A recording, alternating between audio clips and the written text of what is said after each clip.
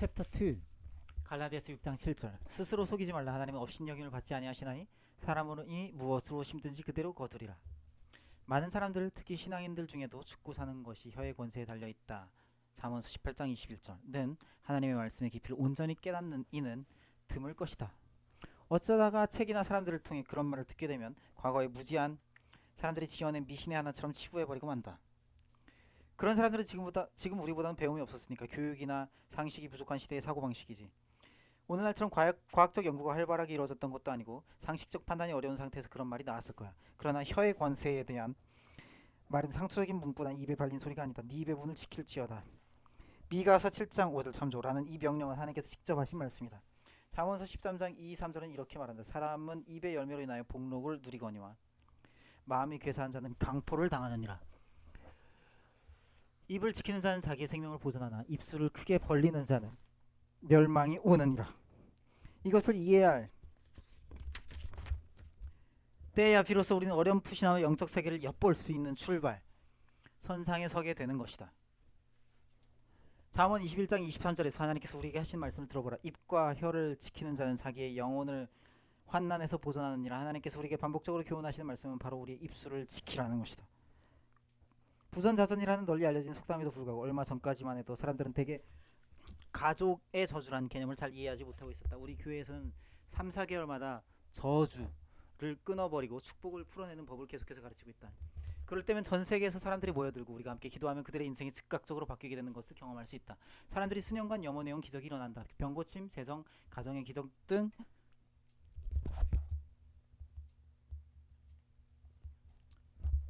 삶의 모든 영역에서 기적이 일어나고 있다. 왜 이런 일이 일어나는 것일까? 대답은 간단하다. 기적은 항상 존재해왔던 것이다. 당신이 기다려온 그 기적은 예수님이 십자가에서 피 흘려 돌아가신 이후, 그리고 당신이 예수님을 구세주로 영접한 순간부터 사실상 당신을 기다리면서 대기하고 있었다. 이와 비슷한 얘기를 이미 여러 번 들었다고 말하고 싶은가? 나 역시 모르는 바가 아니다. 그렇다 할지라도 그것이 사실임을 다시 한번 강조하고자 한다. 문제는 우리가 삶의 전 영역에서 기적을 맛볼 수 있도록 예수님께서 핏값으로 모두 다 지급해 놓으셨지만 우리가 그 축복을 방치해 두고 있다는 것이다. 실제로 당신의 축복은 이미 드러난 비밀일 뿐이다. 부흥이나 세미나에서 저주와 축복을 강의할 때 내가 늘 강조하는 것은 일단 저주를 끊어버리면 나 다시는 그 저주가 되돌아오지 않도록 반드시 확인해야 한다는 것이다. 예수님은 단지 우리 죄를 용서하기 위해 죽으신 것만 아니었다. 주님이 당하신 십자가 형에는 더 깊은 의미가 내포되어 있다. 지금부터 내가 하는 말에 주의를 기울이라. 예수님이 우리를 위해 어떤 일을 해주셨는가를 이해하게 되면 하나님의 축복을 받고 있는 모든 저주는 떠나갈 수 있다. 예수님 죄 용서라는 단 한 가지 목적만을 위해 죽으신 것은 아니다. 다시 한번 강조하지만 만약 예수님 우리로 하여금 죄를 용서받고 천국에 갈 수 있도록 해주신 것이 전부라면 우리가 하나님을 온전히 찬양할 수 있겠는가? 아마도 온전한 마음으로 주님을 예배할 수 없을 것이다. 감사한 것은 그것이 예수님께서 우리를 위해 해주신 전부가 결코 아니라는 것이다. 만일 예수님의 죽음과 부활을 통해 우리가 얻을 수 있는 모든 것이 죄 용서라고 일축한다면 사람들이 주님을 절벽으로 밀쳐내리고자 했을 때 주님은 그때 죽을 수도 있었을 것이다.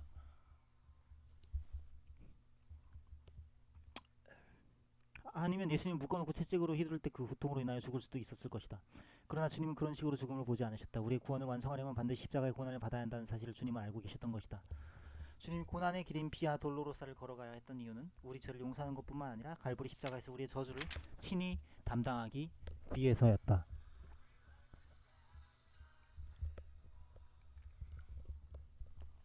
해마다 나는 일행을 인솔하여 이스라엘로 가는데 그 이유는 유대인으로서 히브리 문화에서 성장하신 예수님을 가르치기 위해서다.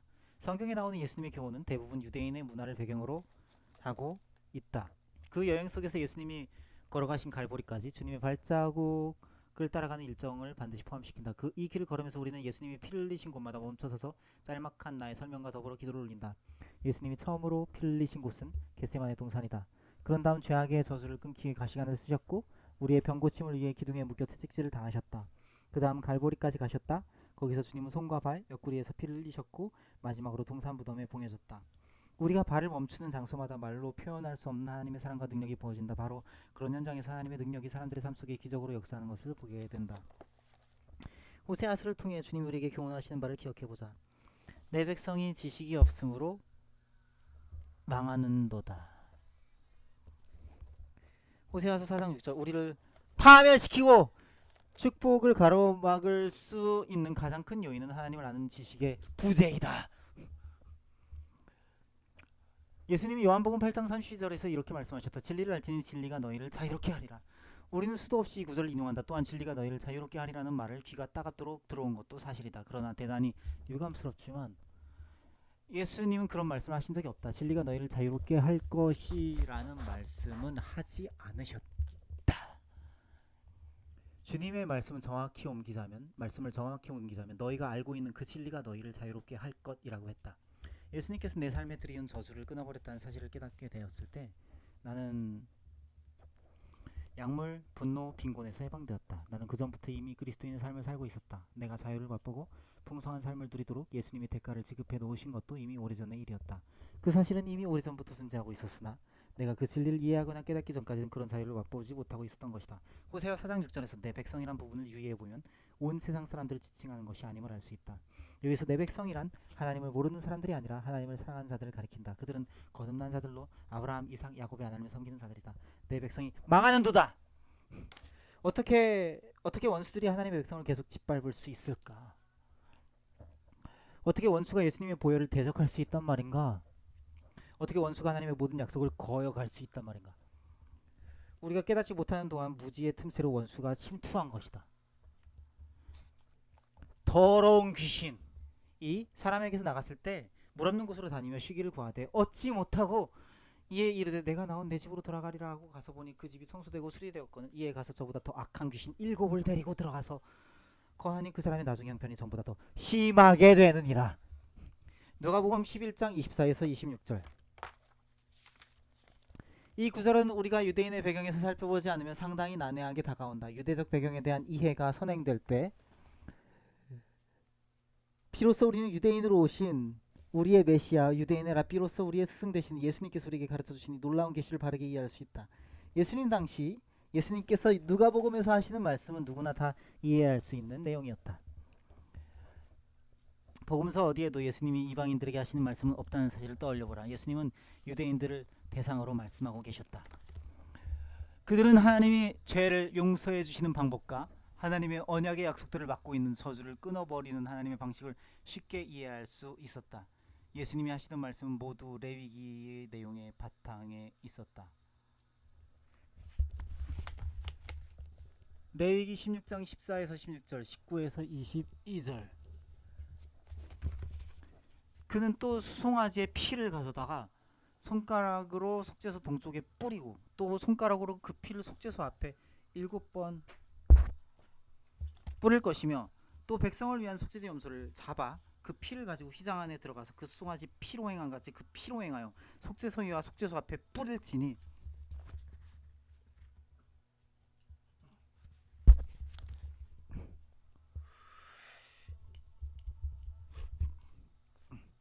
곧 이스라엘 자손의 부정과 그들이 범한 모든 죄로 말미암아 지성소를 위하여 속죄하고 또 그들의 부정한 중에 있는 회막을 위하여 그가 찰 것이요 또 손가락으로 그 피를 그 위에 7번 뿌려 이스라엘 자손의 부정에서 제단을 성결하게 할 것이요 그 지성소 회막과 제단을 위하여 속죄하기를 마친 후에 살아있는 염소를 드리되 아론은 그의 두 손으로 살아있는 염소의 머리에 안수하여 이스라엘 자손의 모든 불의와 그 범한 모든 죄를 아뢰고 그 죄를 염소의 머리에 두어 미리 정한 사람에게 맡겨 광야로 보낼지니 염소가 그들의 모든 불의를 찌고 접근하기 어려운 땅에 이르거든 그는 그 염소를 광야에 놓을지니라.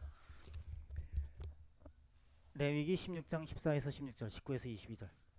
레위기가 기록될 당시에는 아론이 하나님의 백성들을 위한 대제사장의 직분을 맡고 있었다.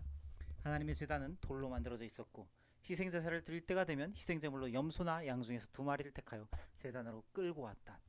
희생제물이 한 마리가 아니라 2마리였다는 사실에 주목하기 바란다. 한 마리는 백성들의 죄를 씻기 위해 죽게 되어 있었다. 죽임을 당한 염소나 양의 피는 속죄소 위에 7번 뿌려졌다. 그 다음 아론의 성소의 문에서 두 번째 염소인 속죄양, 사람의 죄를 대신 지고 광야에 버려지는 양에게 손을 얹어 안수하는데 그때 이스라엘의 범죄와 저주를 고백한다. 그런 후 사람들은 속죄양을 광야나 메마른 사막으로 내몰아버린다. 그렇게 해서 속죄양이 광야에서 죽어버리면 저주는 끊어지고 대신에 하나님의 속죄소 위에 7번 뿌려졌던 피가 축복으로 임하게 된다.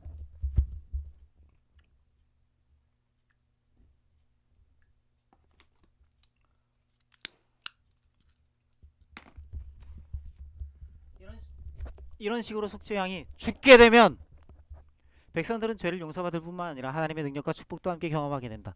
농작물은 잘 자라게 되고 적절한 때 비가 내리는가 하면 황충의 피해를 입지 않게 되는 것이다. 그들을 치러오는 원수가 있다면 패배를 당하고 건강과 치유가 그 땅에 임한다. 정말 살맛나는 인생이 되는 것이다. 즐거움과 축복으로 가득한 꿀맛 같은 생활이 펼쳐진다. 하지만 저주를 짊어진 속죄 양이 죽지 않고 어찌해서 성소로 되돌아온다면 동물은 본래 물과 먹이를 주고 보살펴준 손길 있는 곳으로 되돌아오는 본능이 있다. 그것은 저주도 함께 달고 오는 격이 된다. 죄는 씻김을 받았고 그 피가 7번 속죄소에 뿌려졌다 해도 저주는 다시 돌아와서 축복을 막아버리게 된다. 예수님께서 우리에게 가르치시고자 했던 교훈을 이해했는가? 우리는 거듭난 그리스도인으로 집은 깨끗이 청소되어 있다. 우리는 마귀를 쫓아내었다. 마귀가 축복을 방해하기 위해 사용하는 빈곤, 질병, 채무, 노여움, 중독, 이혼, 실패라는 갖가지 저주의 영역은 우리의 어린 양 대신 예수님의 죽음으로 인해 우리가 이미 묶어버렸다. 원수를 쫓아내고 책망함으로써 그것은 한동안 멀리 사라진 것으로 보인다. 얼마 동안은 만사 형통이다. 마침내 우리가 승리를 쟁취한 것처럼 보인다. 그러다 갑자기 원수가 되돌아온다. 도대체 이게 무슨 날벼락 이란 말인가? 뭐가 잘못되었을까? 하나님의 약속이 틀렸단 말인가? 원수가 예수님의 보혈보다 더 강하단 말인가? 절대 그럴 리 없다. 사건의 진상을 밝히자면 원수가 돌아와 보니 집은 깨끗이 청소되어 있었는데 잠금 장치가 제대로 되어 있지 않았던 것이다. 그렇다고 해서 미리 겁먹지 말라. 어느 문이 열려 있는지 그것만 알면 한 번으로 영원히 연수를 끝장내는 것은 식은 죽 먹기다. 내가 즐겨 쓰는 야가가 있다. 많은 사람들이 비치해 두고 있는 가정집의 경보장치를 생각해보자. 경보장치는 작동을 해야만 효과를 본다. 도둑에게 몽땅 털린 어느 집에 대한 이야기를 들은 적이 있다. 경보장치를 다 갖추고 있었다는 사실이다. 실제로 속 터질 일은 도둑을 대비해서 경보장치를 다 갖추고 있었다는 사실이다. 실제로 훔치고 죽이고 파괴시키는 자가 접근하지 못하도록 대단히 훌륭한 경보장치를 다 구비하고 있었다. 그러나 너무 복잡한 것 같아서 그대로 모셔두고만 있었던 것이다. 조금만 수고를 했어도 그런 피해는 당하지 않았을 텐데 말이다. 경보장치가 제대로 작동되는 경우 문이나 창문 중에 열려진 곳이 있으면 정확하게 문제의 장소를 알려준다. 온 집안을 쑤시고 다닐 필요도 없다. 문제의 장소로 곧바로 가서 문 단속을 철저히 하고 다시 보안 장치를 해놓으면 도둑은 접근할 수 없다. 우리의 영적인 문도 마찬가지다. 지금 당신의 열린 문은 무엇인가? 이미 언급했듯이 문을 열어두게 되는 주된 요인 중 한 가지는 예수님의 보혈을 잘 이해하지 못하기 때문이다. 하나님께서 모세를 불러 이집트에서 종살이하고 있는 이스라엘 백성을 해방시키라고 하셨던 말씀을 기억하는가? 하나님은 모세와 아론을 시켜 이스라엘 백성들에게 희생제물로 집집마다 어린 양을 한 마리씩 잡으라는 명령을 내리셨다. 출애굽기 12장 1절에서 3절. 여호와께서 애굽 땅에서 모세와 아론에게 일러 말씀하시되 이 달을 너희에게 달의 시작 곧 해의 첫 달이 되게 하고 너희는 이스라엘 온 회중에게 말하여 이르라 이 달 열흘에 너희 각자가 어린 양을 잡을지니 각 가족대로 그 식구를 위하여 어린 양을 취하라.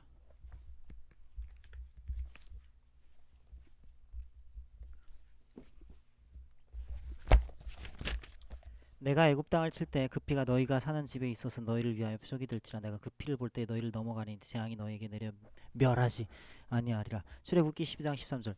하나님은 그들에게 이렇게 말씀하신다. 내가 피를 보게 되면 그것을 표시로 삼아서 너희를 넘어가게 될 것이다. 우연히도 6월절 주간을 얼마 앞두고 지금 나는 이 글을 쓰고 있다. 6월절 패스오버에 해당하는 본래 어어는 페사흐라고 하는데 그것은 넘어서 지나가다는 의미를 갖고 있다. 그러나 또 다른 의미가 있는데 내 생각에는 이것이 더 적절한 표현인 것 같다. 막아서서 보호하다라는 의미이다. 이런 맥락에서 하나님 우리에게 하시는 말씀을 들어보자. 네가 잡은 어린 양의 피, 즉 예수님의 피가 내 눈에 보이면 나는 너의 가정의 문, 너의 삶의 문 앞에 버티고 서서 죽음의 천사가 들어오지 못하도록 너를 지켜줄 것이다. 난 너의 결혼이 파탄나지 않도록 죽음을 몰고 오는 천사를 막아줄 것이다. 난 죽음을 몰고 오는 천사가 너의 재정에 접근하지 못하도록 막아줄 것이다. 질병이 너의 신체에 틈타지 못하도록 죽음의 천사를 막아설 것이다. 죽음의 천사가 약물과 죄악으로 너의 자녀들을 망치려 든다면 내가 버티고 서서 네 자녀들을 지켜줄 것이다. 호세아 4장 6절 말씀을 기억하는가? 내 백성이 지식이 없으므로 망하는도다. 예수님이 자신의 보혈로서 원수를 물리친 것을 알지 못한다면 우리는 마귀를 묶어서 광야로 내쫓는 작업을 지금도 되풀이해야만 할 것이다. 그러나 원수가 되돌아와서 우리의 문을 두드릴 때 채무, 분노, 질병, 중독, 실패 등등 파괴하는 자가 당신에게 덮어씌우고자 하는 것은 그 무엇이든지 그 피가 안 보인다면 그 문은 이미 열린 상태이기 때문에 원수는 환호하며 다시 들어올 것이다. 그러나 당신의 죄를 용서받고 거듭났을 뿐만 아니라 당신의 삶과 가족들 위해 흘러내린 예수님의 보혈을 발라놓았다면 마침내 저주는 끊어지고 축복이 풀려나게 될 것이다. 로시온 호라. 1장에서 나는 혀의 권세에 대한 이야기를 나눴다. 우리는 이미 당신이 열어놓은 제1호 문 부정적인 말에 피를 발랐다. 우리는 입으로 내뱉은 부정적인 말에 저주를 끊어버렸다. 이제는 두 번째 관문인 로시온 호라에 대해 살펴보자. 이 말은 히브리어로서 그 뜻은 사악한 말 혹은 악담이라는 의미다. 그리스도인들을 포함한 많은 사람들은 일상적인 언어를 통해 스스로에게 부정적인 말을 쏟아냄으로써 저주를 자초한다. 나 같은 인간이 뭘 할 수 있겠어. 내 사전에 출세란 단어는 없지.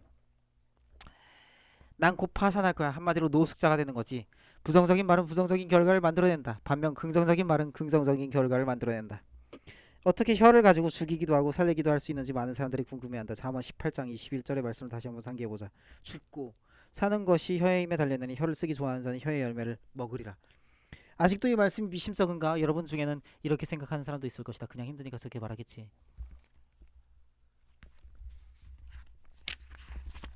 무슨 특별한 뜻이 있겠어? 창세기 1장 26절을 보자. 하나님이 이르시되 우리의 형상을 따라 우리의 모양대로 우리가 사람을 만들고 그들로 바다의 물고기와 하늘의 새와 가축과 온 땅과 땅에 기는 모든 것을 다스리게 하자. 우리는 하나님의 형상대로 지음받았고 거기에는 창조와 파괴의 능력도 깃들어 있다. 당신과 내가 하나님의 형상을 따라 만들어졌다는 말은 무슨 뜻인가?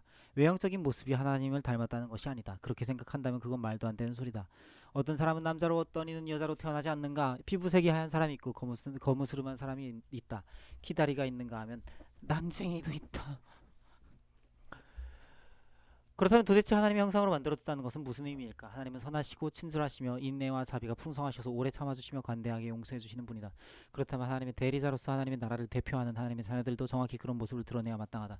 그중 이 시간 기억하고 싶은 것은 우리에게 창조성이 있다는 것이다. 창세기 1장 전체가 세상과 인류를 만들어내신 하나님의 창조 이야기로 가득하다. 하나님은 온갖 것을 만들어 놓으셨는데 다 선하고 아름다운 것들이었다. 하늘에 계신 우리 아버지께서 만물을 창조하셨는데 그것은 모두 말씀으로 이루어졌다. 창세기 1장 3절이다. 빛이 있으라 하시며 빛이 있었더라. 6, 9, 11, 14절 등에서 성경은 이렇게 계속해서 창조 이야기를 읊어나가며 하나님의 말씀하시자 그대로 되었다고 기록하고 있다. 자, 이제 우리가 하나님의 형상대로 지음을 받았다는 사실을 재검토해보자. 우리는 창조할 수 있는 능력을 갖고 있다. 또한 불행한 일이지만 파괴시킬 수 있는 능력도 동시에 갖고 있다. 바로 우리가 갖고 있는 혀를 통해서 말이다. 내 마음 같아서는 우리가 빛만 만들어낼 수 있었으면 좋겠지만 자유의지를 갖고 있는 우리로서는 어두움도 만들어낼 수 있는 것이다. 우리가 두 번째 관문을 잘 이해하고 미리 대비하여 원수 마귀가 되돌아 우리의 축복을 망가뜨리지 못하도록 막아야 하는 이유도 바로 여기에 있다. 성령 하나님이 내게 축복을 가로막는 10가지 저주에 대해 말씀하셨을 때 로시온 호라 악담을 제일 먼저 언급하셨다. 그러나 솔직히 말해서 그런 것을 계시해 주실 줄은 꿈에도 생각하지 못했다. 우리에게 로시온 호라라는 말이 상당히 생소하게 들리는 것은 우리가 평소에 히브리어를 잘 접할 수 없기 때문이다. 악담은 하나님이 가장 싫어하시는 말인데도 우리는 이런 말을 사용해서 자신의 삶에 저주를 초래하고 축복을 가로막기 일수다. 저주를 초래하여 축복을 가로막기 일수다. 다시 한번 강조한다. 우리 삶에 저주가 임하도록 길을 터주는 첫 번째 통로가 이 악담이다. 설마 그럴 리가? 악담이라니. 그런 소리는 금시소문인데 그런 말을 한 번도 들어본 적이 없다면 그것들이 어떻게 우리에게 저주를 몰고 와서 축복이 임하지 못하게 우리를 가로막을 수 있겠는가? 금시초문이라면 어떻게 우리가 부정적인 것, 우리의 삶을 망칠 수 있는 말을 예사로 내뱉을 수 있겠는가? 대다수 사람들이 로시온 호라라는 저주에 대해서는 들어본 적이 없다 해도 원어를 풀어보면 알아차릴 것이다. 그것은 험담이나 비방이 몰고 오는 저주이다. 사람들이 한두 번 했던 말 때문에 그것도 수년 전에 한 말이지만 그런 저주를 끊어버리기 위해 내게 기도를 받으러 오는 사람들이 얼마나 많은지 모른다. 난 대단히 좋은 현상이라고 생각한다. 개개인의 삶에서 일어나는 좋지 못한 일들을 이제는 더 이상 그들의 부른 탓으로 돌리지 않기 때문이다. 하나님이 그들에게 화를 내리시는 것이 아니라 저 멀리 어느 곳에서부터 저주가 들어와 축복을 막고 있다는 것을 인식하게 된 것이다. 잠언 26장 2절은 이렇게 말씀한다. 까닭없는 저주는 참새가 떠도는 것과 제비가 날아가는 것 같이 이루어지지 아니하느니라. 즉 모든 저주의 이면에는 다 나름대로 원인이 있다는 말이다. 요즘 내가 줄기차게 목도하고 있는 것은 원수에게 문을 열어둔 지 오랜 세월이 지났을지라도 마침내 저주에서 풀려나 하나님의 복을 누리고 살아가는 사람들이 무수히 많다는 사실이다. 하지만 그에 못지않게 매일같이 그 문을 열어놓은 채로 살아가고 있는 하나님의 사람들도 무수히 많다. 험담과 비방이 생활의 일부가 되어 있다. 그런 식의 말을 밥 먹듯이 해대면서도 뿌린 대로 거둔다. 갈라디아서 6장 7절는 하나님의 말씀은 전혀 의식하지 못하고 있다. 다른 사람들을 비방하는 우리의 혀에 대해 하나님이 어떻게 말씀하고 있는지 몇 구절 더 살펴보자. 로마서 1장 29에서 32절의 말씀이다. 곧 모든 불의, 추악, 탐욕, 악의가 가득한 자요, 시기, 살인, 분쟁, 사기, 악독이 가득한 자요, 수군수군하는 자요, 비방하는 자요, 하나님께서 미워하시는 자요, 악을 도모하는 자요, 부모를 거역하는 자요, 우매한 자요, 배약하는 자요, 무정한 자요, 무자비한 자라. 그들이 이 같은 일을 행하는 자는 사형에 해당한다고 하나님께서 정하심을 알고도 자기들만 행할 뿐 아니라 또한 그런 일을 행하는 자들을 옳다 하느니라. 이런 성경 구절을 볼 때면 나는 의뢰, 불의, 성추행, 탐욕, 살인, 분쟁과 같은 죄목은 하나님의 말씀대로 당연히 사형감이라고 생각했다. 특히 내 아이들에게는 부모에게 거역하는 죄가 얼마나 심각한 것인지 툭하면 이 구절을 들먹이곤 했다. 그러나 수군수군하는 것, 험담, 비방, 중상무력과 같은 항복은 별 생각 없이 뛰어넘었다. 이런 하찮은 것을 하나님은 왜 불이나 살인과 같은 그런 엄청난 죄목과 같이 취급하실 수 있을까? 그런데 하나님께서는 그런 짓을 행하는 자들뿐만 아니라 그런 일에 동조하거나 같은 뜻을 품고 귀 기울이는 사람들도 같은 부류로 취급하신다는 것을 알고 있는가? 당신은 이미 구원을 받았다? 그런데 아직도 험담에서 손을 떼지 못하고 있는가? 내 경우에도 재미삼아 사람들을 험담한 적이 여러 번 있다. 주님을 영접한 직후에는 친구들이 전화로 팔 수 있는 물건이 있는지 아니면 사고 싶은 물건은 없는지 물어왔다. 이제는 그런 데서 손 뗐다는 말이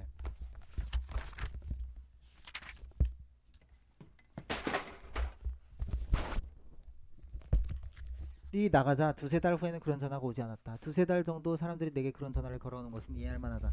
하지만 예수를 믿은 지 30년이 지난 지금도 그런 전화가 온다면 그건 정말 이상한 일이 아닐까.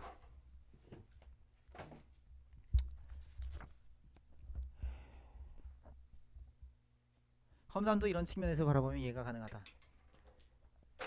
사람들이 지금도 험담이나 비방 혹은 중상모략으로 당신에게 전화를 해온다면 그것은 아마 당신이 아직도 거기서 손을 떼지 못하고 있어서일 것이다. 험담이야말로 당신의 삶의 저주를 초래할 수 있는 가장 큰 문에 해당된다. 여기에 대한 성구를 몇 가지 더 살펴보고 주님 우리에게 하시는 말씀을 들어보자. 고린도 교회에 보내는 바울의 두 번째 편지에는 그 교회가 그리스도의 몸에 합당한 행동을 하지 못하고 있다는 근심 어린 말이 나온다. 고린도서 12장 20절.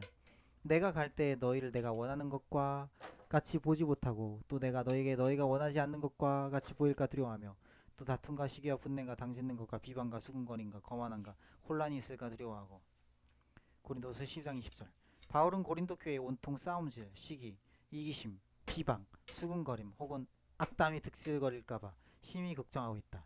역사는 여기서도 되풀이되고 있다. 나는 하나님이 초대교회에서 빈번하게 일어난 이 저주받을 일을 완전하게 끊어버리기 원하셨다고 믿는다. 그리고 이제 우리가 몸담고 있는 이 말세의 교회에서 다시 한번 이 저주를 끊어버리는 것이 하나님의 뜻임을 확신한다. 이것은 사람이 창조된 이래로 계속 반복되어 온 문제이다. 시편 15편 1절에서 3절. 여호와여 주의 장막에 머무를 자 누구오며 주의 성전에 사는 자 누구오니까. 정직하게 행하며 공의를 실천하며 그의 마음에 진실을 말하며 그의 혀로 남을 허물하지 아니하고 그의 이웃에게 악을 행하지 아니하며 그의 이웃을 비방하지 아니하는 자입니다.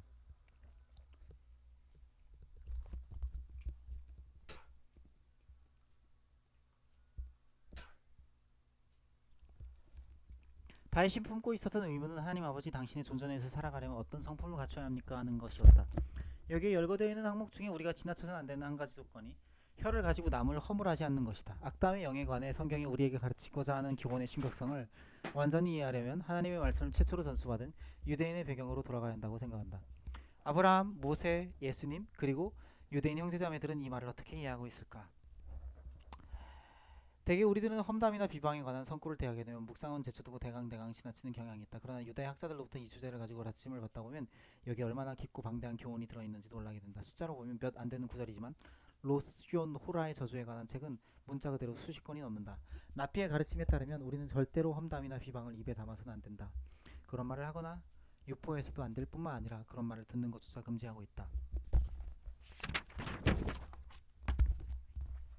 험담으로 사람이 목숨을 잃는 것은 아니지만 그것은 살인이나 마찬가지의 무게를 갖고 있다. 모세와 예수님의 시대를 거쳐서 현 시대에 이르기까지 험담과 비방에 관한 책들을 보면 험담이야말로 최악의 죄라는 것이다. 라피의 가르침을 보면 험담은 살인이나 마찬가지다. 말도 안 되는 소리라고 맞따지고 싶은가? 자, 내가 험담을 한다고 치자 분명히 내가 누군가를 죽이는 것은 아니다. 사실 상대방이 던진 말에 목숨을 잃게 되는 경우는 없다. 하지만 거기에는 살인에 걸맞는 힘이 가해진다. 상대방을 험담하고 비방하는 이유는 상처를 입히기 위한 것이다. 우리는 상대의 평판을 깔아뭉개려고 그런 말을 한다. 험담은 인신공격으로도 해석될 수 있다. 하는 라피는 이렇게 말했다.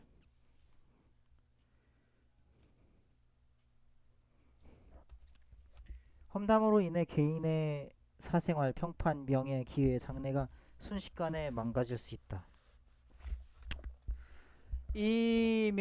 이만하면 바울이 고린도 교회로 보낸 서신에 험담과 비방을 살인죄와 동등한 서열에 끼워든 이유를 충분히 납득할 수 있을 것이다. 혀를 지키라 는 유대인의 지혜서를 보면 이런 말이 나온다. 험담, 만일 악의를 가지고 상대방이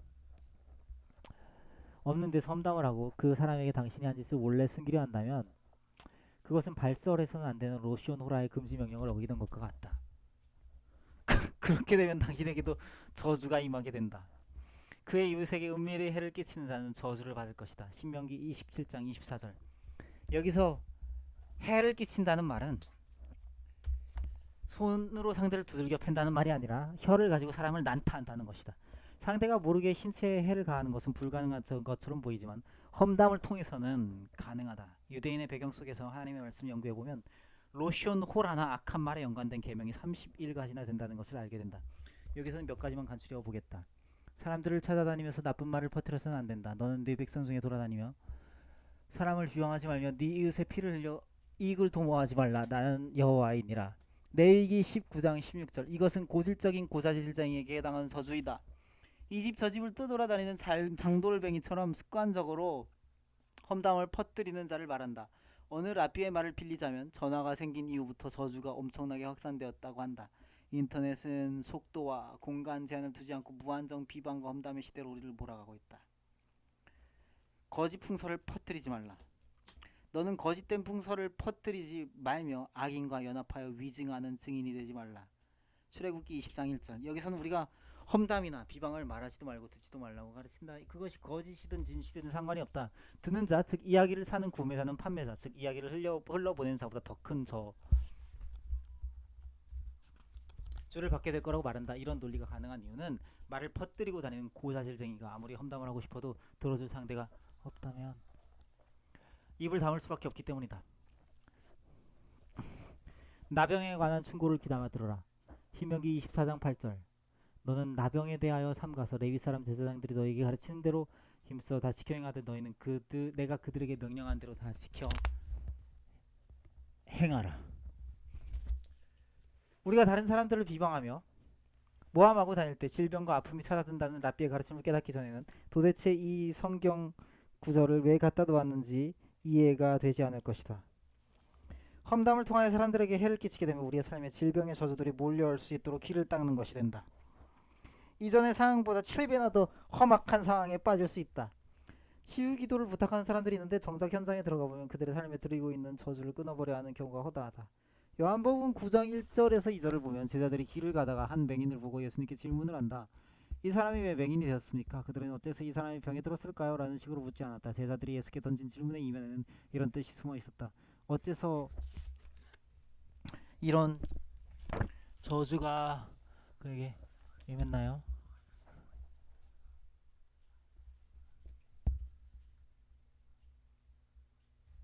제자들은 맹인에게 병을 고쳐주는 것이 능사가 아니라는 것을 알고 있었던 것이다. 맹인에게 필요한 것은 저주를 끊어버려야 하는 것이었다. 질병을 모두 이런 식으로 저주의 측면에서 해석해야 하는 것은 아니지만 이런 경우가 허다하다는 것 또한 사실이다.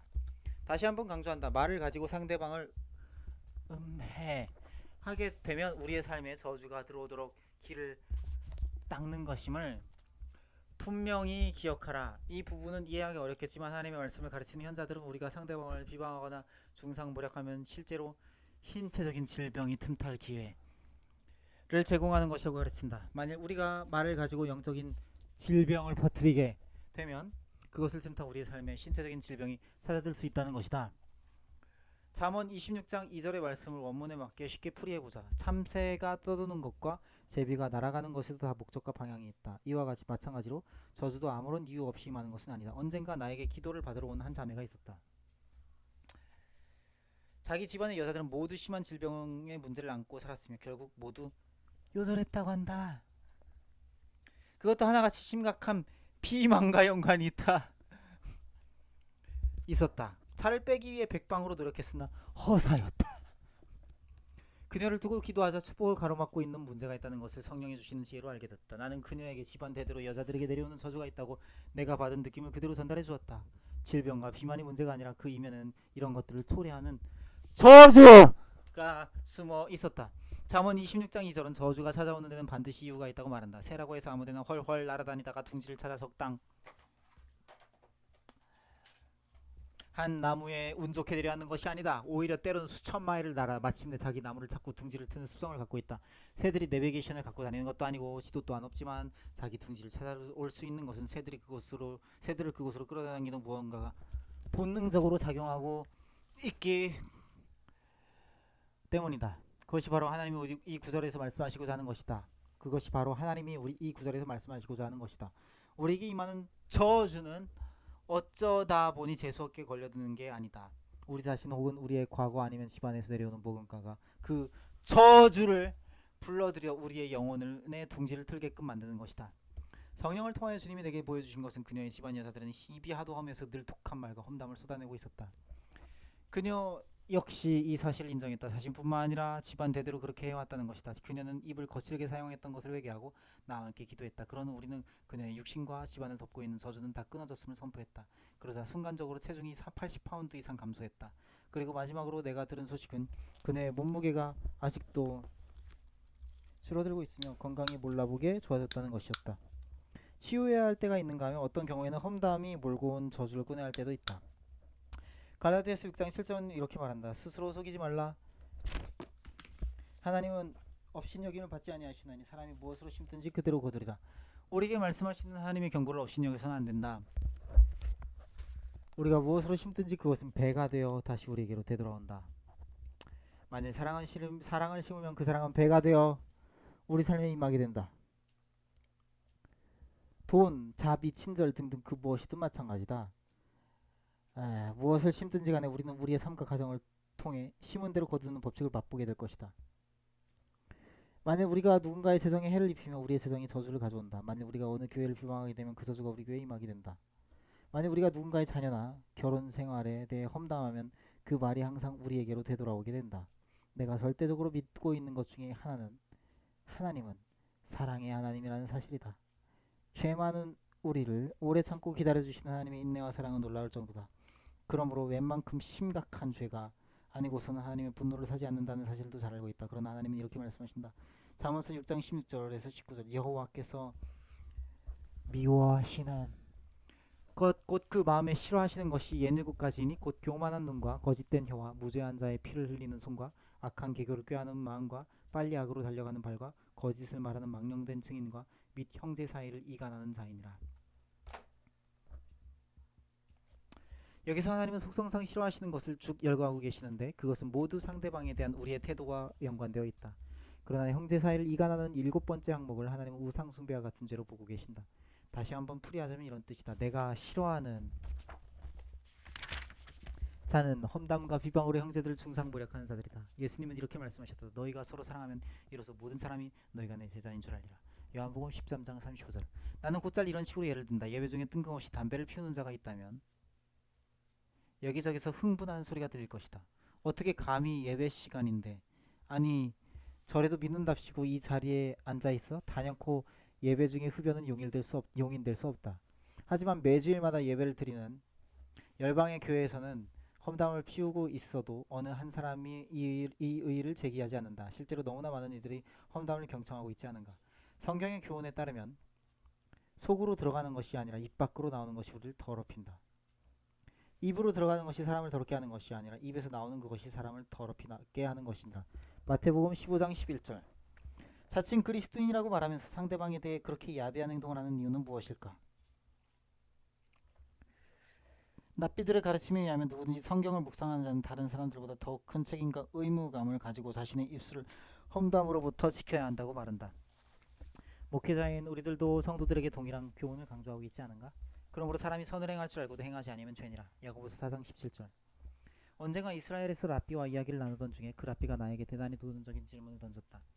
자기 입으로 하나님을 만났다고 자처하는 그리스도인들이 상대방에 대해 어쩜 그렇게 야비한 행동을 할 수 있단 말입니까? 난 지금 이 글을 읽은 당신이 잠시 후면 기적을 체험할 것을 확신한다. 우리는 로시온 호라의 저주를 끊어버릴 것이다. 지금 당장 우리는 삶의 모든 영역에서 축복을 가로막고 있는 저주를 끊어버릴 것이다. 부요와 치유에 대한 소망을 품기 바란다. 당신의 가족이 구원받게 될 것이다. 당신이 기대해온 모든 기적을 맛보게 될 것이다. 우리는 저주를 끊어버리고 축복을 이끌어낼 것이다. 기도문이 나와있다. 항문 열고 딸딸이 치다가 잡혀서 돼지다. 터져서.